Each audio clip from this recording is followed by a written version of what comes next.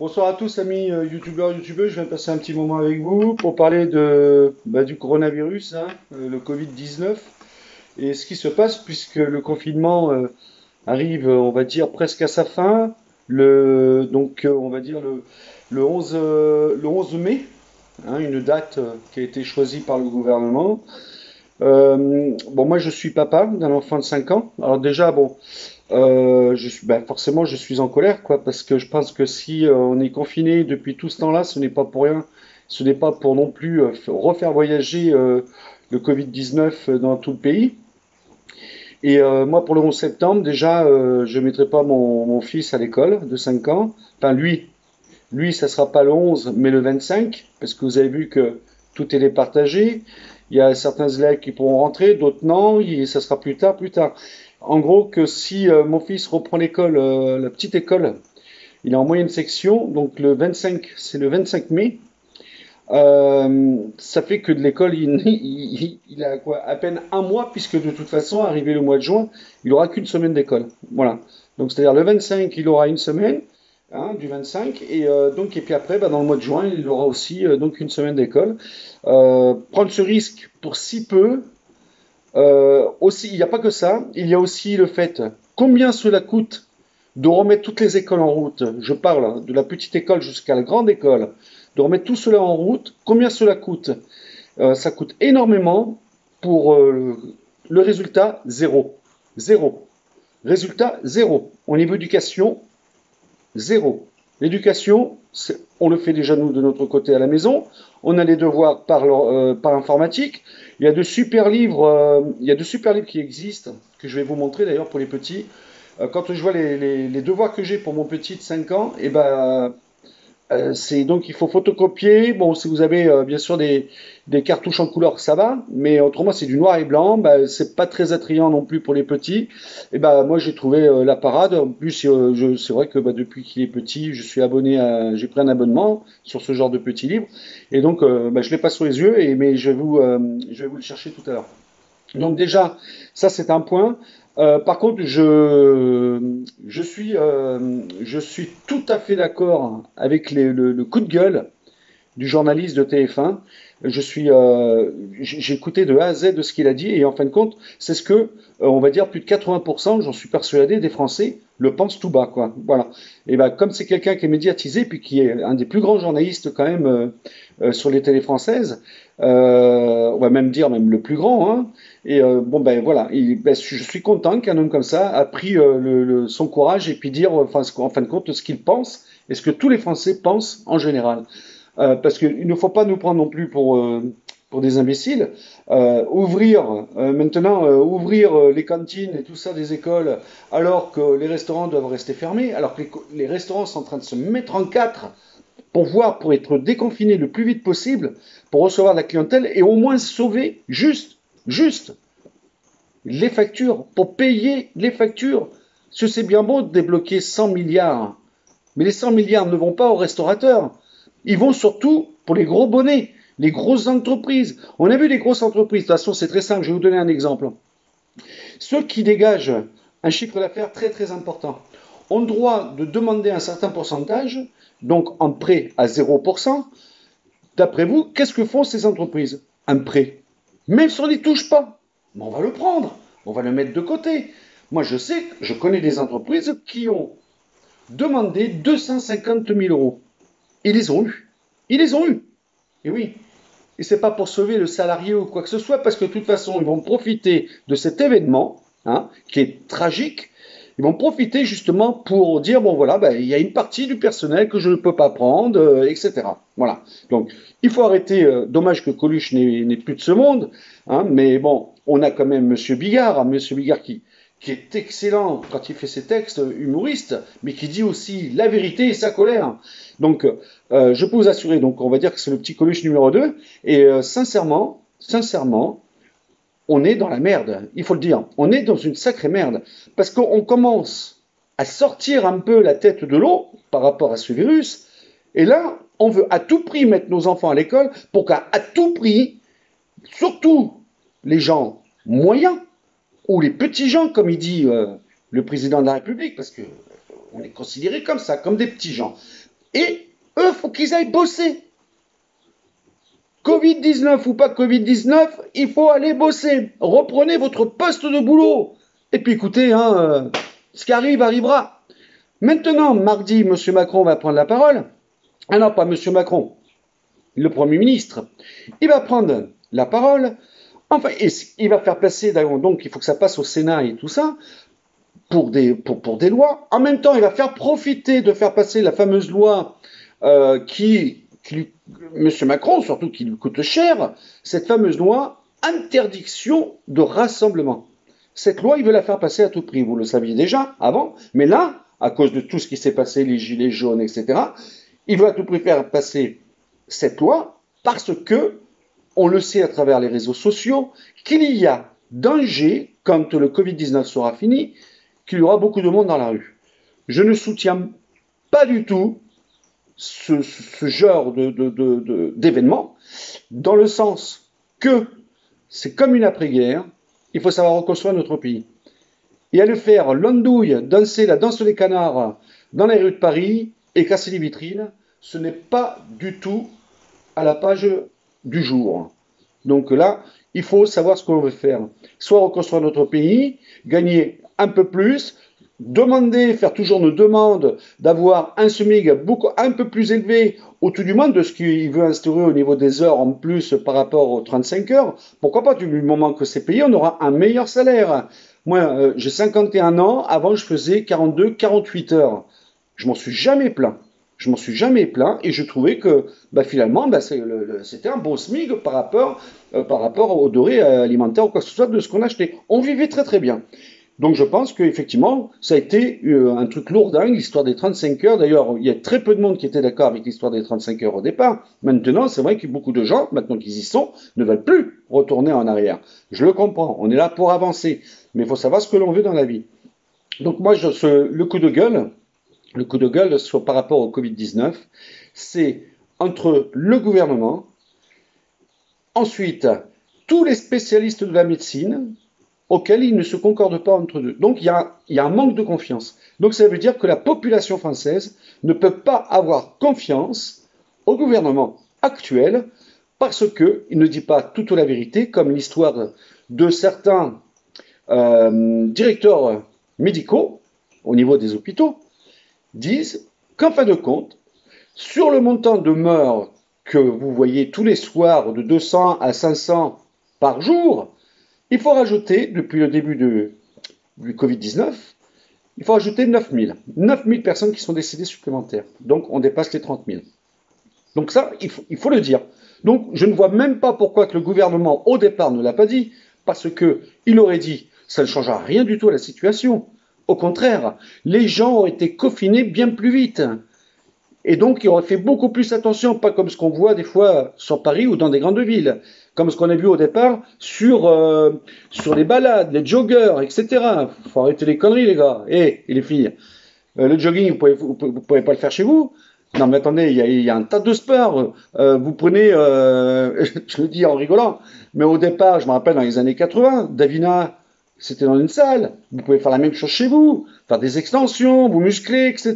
De toute façon, la musculature, je vais vous dire une chose, tout dépend de ce que vous bouffez. C'est là déjà à la base. Si vous bouffez de la merde, forcément, vous allez ressembler à une merde. Si vous bouffez comme il faut et que vous faites des extensions, que vous faites un petit peu de sport chez vous, tous les jours, il faut que 10 minutes de sport par jour et vous allez voir, vous allez vous sentir très très bien dans votre corps.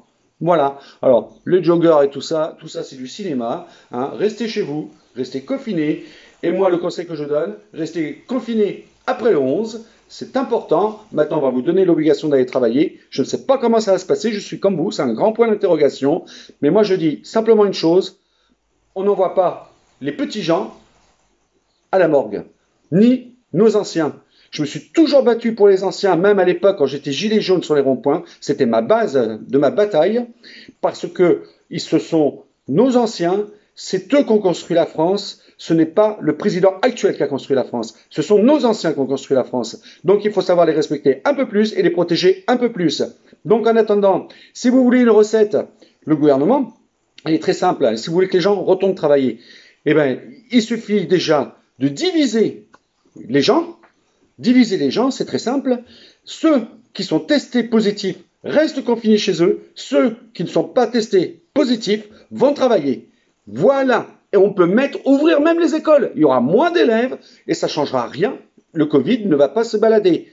Logiquement, puisque si on compte 7 semaines de confinement, moi ce que je regarde, c'est pas ceux qui sont décédés. Ce que je regarde, c'est ceux qui sont atteints du Covid. Et on est toujours à plus de 2000 par jour. Toujours de plus de 2000, plus de 2000. Parce que le chiffre que vous voyez à la télé, quand on vous dit qu'il y a 2000 personnes atteintes du Covid, le souci c'est que on soustrait ceux qui sont sortis. Il l'a dit une fois à la télé. On soustrait comme ça fait quand même un peu moins. Hein. Ben, c'est comme tout, hein. De toute façon, c'est comme ceux qui sont décédés chez eux du Covid, ceux qui sont décédés chez eux ou dans la rue, ou ailleurs, ils ne sont pas comptabilisés. Ils donnent juste un chiffre que sur les chiffres de l'année dernière. Mois de mars, il y a eu tant de morts, donc on considère que cette année, au mois de mars, il y a eu tant de morts, donc il y a plus de morts que l'année dernière. Alors si on fait la soustraction, on va dire en moyenne, ça fait, en enlevant un peu, ça fait tant de morts. Voilà, ça fait tant de décès. Et aussi ceux qui sont peut-être atteints aussi du Covid-19. Moi, j'ai dit une chose, tout ça, j'en ai vraiment marre de voir tous ces pays, tous ces hommes politiques en cravate qui disent que des mensonges, comme en Chine, qui disent qu'il y a eu que 3000 morts. Ils étaient sortis du confinement, avec 3000 morts. En Chine, ils sont des milliards. Et puis après, maintenant, on en a rajouté un petit millier, hein, histoire de faire passer la pilule. Mais c'est surtout qu'ils ne pouvaient pas en dire plus, puisque de toute façon, c'est eux qui mènent la danse, avec les masques, avec les appareils, auxquels d'ailleurs qui ne fonctionnent pas, je ne sais plus combien, mais enfin c'est énorme, en sachant qu'un appareil coûte en moyenne, je crois que c'est 15 000 euros, donc vous imaginez que le chiffre, c'est plutôt raide. Il y a eu ça, il y a eu l'histoire aussi des cliniques, où tout ce qui est privé, la clinique c'est privé, ainsi que quand ils ont tout préparé, c'est-à-dire ils ont retardé les opérations, quoi que ce soit, et tout tralala, ils ont libéré des lits, ils ont mis un temps fou pour que leur lit, qu'il y ait quelqu'un dedans pour les sauver, ces gens-là. Parce qu'au départ, il y avait 7000 cas qui étaient hospitalisés, on n'avait que 5000 lits. Tout au départ, on n'avait pas les 5000 lits. Hein. La question que je me pose, les 2000, qu'est-ce qu'ils sont devenus, ceux-là on les a laissés sur le carreau. Voilà, il faut le dire. Voilà. Maintenant, il y en a quelques langues qui se délient, qui disent, écoutez, on avait un choix à faire. Alors, quand vous entendez ça, nous avons un choix à faire. Ça veut dire ce que ça veut dire. Donc voilà, je ne suis pas contre que le gouvernement essaye les pieds et les mains de faire quelque chose, mais il ne faut pas dire des choses qu'on ne peut pas tenir. Dire les masques, nous avons commandé des millions de masques, ils arrivent. 3-4 jours après, ils sont en cheminement. Une semaine et demie après, ils sont en train d'être fabriqués. Là, on inverse la vapeur. Oui, on a eu quelques soucis. Ils sont toujours pas là. Combien de temps il y a eu entre le début du Covid-19 et quand la première vague de masques est arrivée? Vous voulez le savoir? À peu près plus de 3 semaines. Plus de 3 semaines après, les masques sont arrivés, qui ont été saisis par l'État, puisqu'il faut remplir le hangar qui a été vidé. Et oui, Monsieur Hollande a vidé le hangar, et donc il faut le remplir. Hein. Et puis voilà, il faut garder, comme il y a un chinois, japonais, je sais pas, qui avait réussi à avoir des masques qui faisaient don, donc il va passer au tribunal. Et donc ce pauvre monsieur, dont il a toutes les feuilles, hein, on l'a vu à la télé, et donc il a toutes les feuilles. Et en fin de compte, les masques, ils ont été saisis, quoi. La police est venue, ils ont été saisis. Est-ce que c'est la vraie police ou une fausse police, puisqu'on arrive à trouver maintenant des masques de Chine un peu dans toutes les rues de Paris qui sont vendus sous le menton? J'en sais rien, ça c'est la justice qui s'en occupe. Voilà, mais pour vous dire qu'il y a tellement un bordel monstre qu'en fin de compte on va jamais s'en sortir. Donc pour s'en sortir, il faut rester confiné. Le truc de départ, c'était le confinement total. Il faut rester en confinement total avec bien sûr qu'on puisse aller faire quand même nos courses une fois par semaine ou une fois tous les 15 jours, ce qui est largement suffisant. Moi, j'ai J'ai le supermarché le plus proche de chez moi, il est à 25 km de chez moi. Quand bah, j'ai fait une vidéo là-dessus, hein, la première fois que je suis sorti, c'était 12 jours. 12 jours à partir du début du confinement. Et ces fameux 12 jours après, quand je suis sorti, je vous ai fait une vidéo. Et parce que pourquoi 12 jours? Ben, parce que j'avais pas tout prévu. Et puis, il y a tellement de cons qui se sont jetés sur la nourriture dans les supermarchés qu'en fin de compte, il n'y a plus grand-chose à bouffer non plus. Donc voilà. Donc il y en a qui ont fait du stock phénoménal. Et quand vous voyez aujourd'hui, finalement, les supermarchés, ils sont pleins. Alors, et là, depuis le confinement, ben, c'est tous les 15 jours. Tous les 15 jours. Et je fais ma liste. Je fais ma liste pour rester le moins longtemps dans un supermarché. Parce que c'est là où il y a le plus de microbes. Ou de virus. Même avant le virus. C'est là où il y a le plus de microbes quand même, hein, de toute façon. Donc, il y a une chose qu'on a appris grâce au Covid-19, c'est que maintenant, les gens, ben, ils se lavent les mains un peu plus souvent. Voilà. Parce qu'il faut savoir, et quand on rentre chez soi, c'est toujours pareil. C'est que, faut savoir, on touche à tout. Attendez, hein, moi le premier, hein, moi le premier, on n'a jamais fait trop attention. Il faut savoir, il y a la grippe saisonnière. La grippe saisonnière, il y aurait eu moins de décès si tout le monde faisait aussi attention. Voilà. Donc, j'espère que ça, c'est rentré dans les mœurs, hein, par rapport au Covid-19, que maintenant, il faut savoir se laver les mains. Je dis bien se laver les mains et pas se les désinfecter, car le produit bio, machin chose, là, qu'il soit bio ou pas bio, hein, de toute façon, hein, la pipette, ça dessèche les mains, ça vous bousille les mains. Et n'oubliez pas, on est fait de petits trous, il y a des peurs, donc ça vous rentre dans la peau et ça empoisonne votre sang. Et ça, mais ça, vous le saurez plus tard, pour ceux qui se lavent les mains tous les jours, comme nos pauvres aides-soignantes, nos médecins et nos infirmières, et etc. Et j'en passe, les pompiers, tout ça, parce qu'il faut savoir remercier les infirmières et tout, mais il y a toute une chaîne de vie derrière, toute une chaîne de vie derrière, qui sont là pour nous protéger, pour notre confort, aussi pour notre confort. Je pense surtout, parce que j'avais tellement vu, je pense surtout aux routiers. Les routiers, c'est comme ça, ce sont des perles. Ce sont des perles parce qu'autrement, on n'aurait plus à bouffer, hein, avec eux. Voilà. Et puis, par contre, je ne remercie pas les supermarchés, hein, qui ont augmenté de 2 à 3% les fruits et légumes. Ils ont inventé à la télé, j'ai entendu comme ça vaguement, à la télé, oui, mais il faut savoir, bah, c'est parce que c'est la consommation française. Ce sont des produits français, donc automatiquement, voilà, bon, bah, les produits français, c'est plus cher que les produits d'Espagne. Mais on ne demande pas de payer plus cher. On demande simplement que quand moi j'ai été voir un maraîcher, le maraîcher, quand le produit sort de chez lui, c'est pas le prix qu'il y a dans le magasin. Et il y a une sacrée différence d'augmentation.